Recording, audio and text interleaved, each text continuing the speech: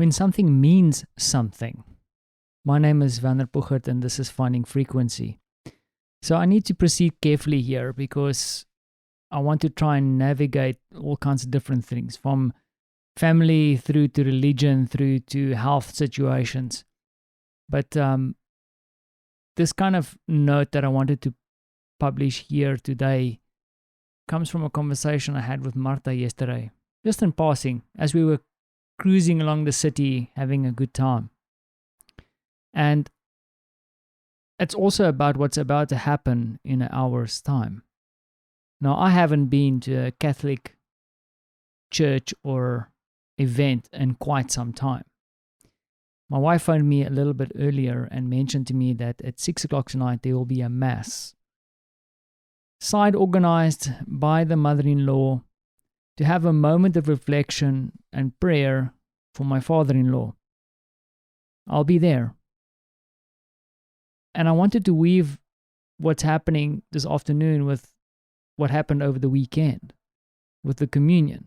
So, with a bit of a chuckle, I mentioned that I've been drawn into this communion situation, and from time to time in Poland, you cannot avoid it.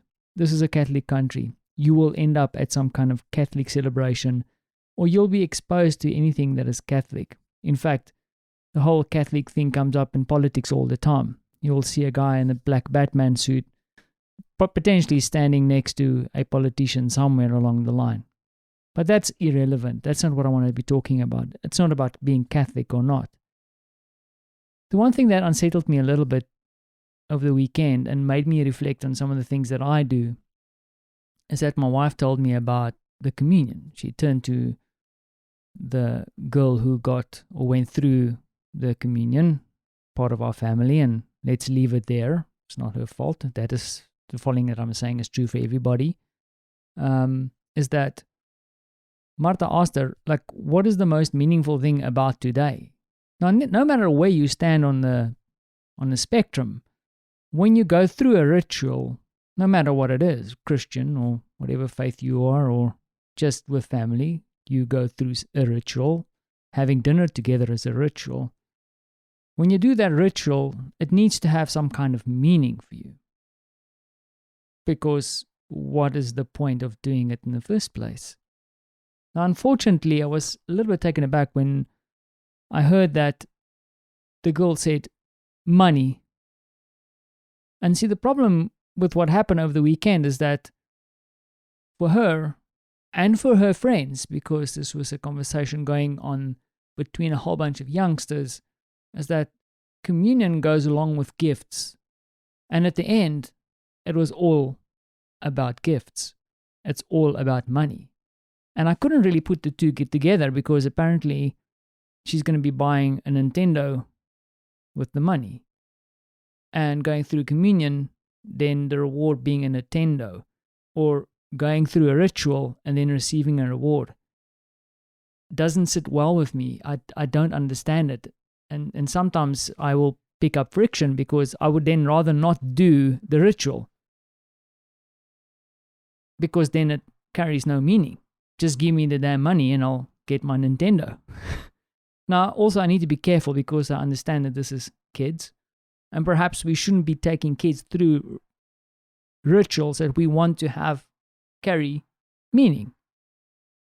Now, the other thing is also that you might say to me that what is the point of having a ritual then? Now, this brings me to this afternoon, where I think a ritual could have meaning. Now, it doesn't matter what you believe, or that you believe in some kind of divine, magical spirit coming down and then bestowing some kind of miracle. That is irrelevant. Or perhaps it's relevant, depending on what you believe. But I do think that there is a need for ritual, especially when it comes to slowing down, thinking, taking in what's going on.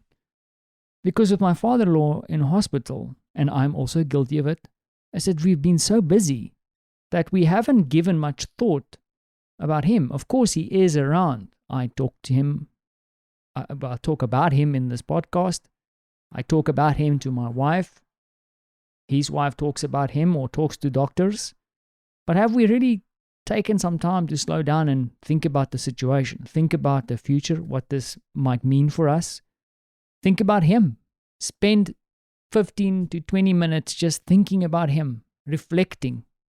I think that's the word, reflection. And I think that is something that's powerful about going through a ritual, is that yes, you might be going through a ritual to have some kind of reward at the end, but perhaps that is not the thing that you get out of a ritual like this. Perhaps the reward, or what you should get out of it, is some time to reflect on something. So yes, this afternoon we will go to, I don't know if you should call it a nunnery. Is it a nunnery? A cloister? Or what? I don't know what you call it. But a bunch of nuns live there, guys. And I'll be there, and we will spend some time together and think about the father-in-law. And I think that is time well spent. So perhaps, rather than thinking about that future Nintendo you might receive, take some time. And like my friend Michael O'Brien says, take some time to pause, breathe, and reflect. And you might get tons more value out of that. Cool. I have to go. Thanks for listening.